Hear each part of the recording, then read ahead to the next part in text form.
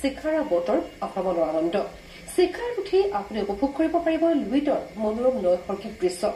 উত্তৰ গুৱাহাটীৰ ৰজাদুৱাৰৰ ৰকী দাস নামেৰে এজন শিক্ষিত যুৱকৰ প্ৰচেষ্টাত নিৰ্মাণ হৈছে শিকাৰাখন ৰাইজৰ বাবে এই শিকাৰাখন মুকলি কৰে অসম সাহিত্য সভাৰ প্ৰাক্তন উপসভাপতি মৃণালিনী দেৱীয়ে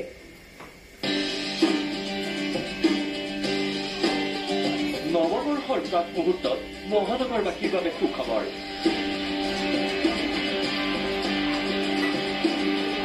ব্ৰহ্মপুত্ৰৰ বুকুত মুকলি হ'ল অত্যাধুনিক দ্য গ্ৰেণ্ড শিকাৰা বোট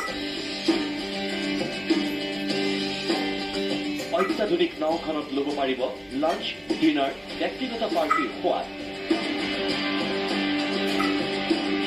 উপভোগ কৰিব পাৰিব ব্ৰহ্মপুত্ৰৰ মনোৰম পৰিৱেশ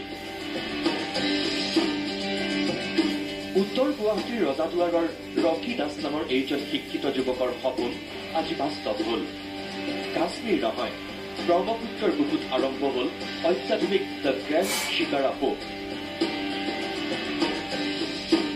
যিখন নাও সজাই পৰাই তোলা হৈছে বিশেষভাৱে ভিতৰলৈ সোমালে আপুনি ধৰিবই নোৱাৰিব আপুনি সঁচাকৈয়ে নাৱত আছে নে কোনো বিদেশী ৰেষ্টুৰেণ্টত আছে অত্যাধুনিক সোফা ছেট ভিন্ন ৰঙী আলোকসজ্জাৰে পৰিপূৰ্ণ ভিতৰ চৰা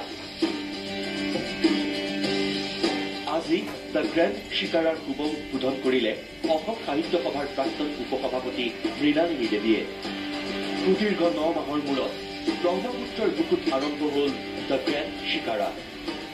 এটা আশা আছিল যে মোৰ এখন জাহাজ এখন বনাবলৈ বহুত আশা আছিলে তাৰ ভাবি কেনে আমি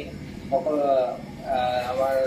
বাহিৰত চাই থাকোঁ যে বহুত ধুনীয়া ধুনীয়া জাহাজ দেখা পাওঁ সেইবাবে আমি ভাবিলোঁ কি মই এখন বনাওঁ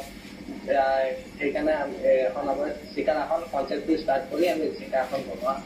এটা দীঘলীয়া পৰিকল্পনা আছিলে নহয় কিমান দিন ধৰি লাগি আছে এখন আপোনাৰ এতিয়া ইতিমধ্যে 9 মাহ চলি আছে দ্য গ্ৰেণ্ড শিকাৰাত একেলগে 45 জন লোকে ল'ব পাৰিব লাঞ্চ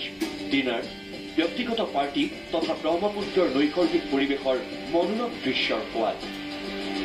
জনালে ৰকী দাসে ইয়াতে আপোনাৰ sunset cruise dinner cruise lunch cruise আৰু বিভিন্ন ধৰণৰ এনেকুৱা প্ৰাইভেট পাৰ্টি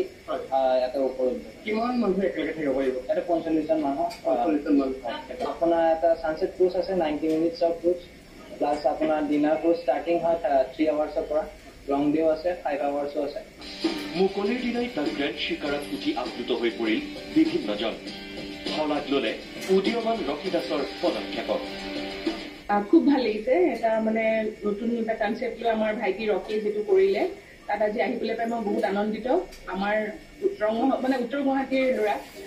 ভাল লাগিছে তাৰ এইটো অনুষ্ঠানত আহি পেলাই পাই প্ৰচেষ্টাটো খুব ভাল হৈছে ৰিভাৰ টুৰিজিমৰ ওপৰত মানুহ আগবাঢ়ি আহিছে ইনভেষ্ট কৰিবলৈ আগবাঢ়ি আহিছে আমাৰ ৰাইজৰ কাৰণে অত্যন্ত সুখৰ বিষয় নতুন বছৰত আপুনিও পৰিয়ালৰ সৈতে আহক দ্য গ্ৰেণ্ড শিকাৰালৈ আৰু উপভোগ কৰক খাদ্য আৰু প্ৰাকৃতিক সৌন্দৰ্য কেমেৰা পাৰ্চন গোপাল ঠাকুৰীয়াৰ সৈতে উত্তৰ গুৱাহাটীৰ পৰা দিগন্ত বৰদলৈ নিউজ লাইভ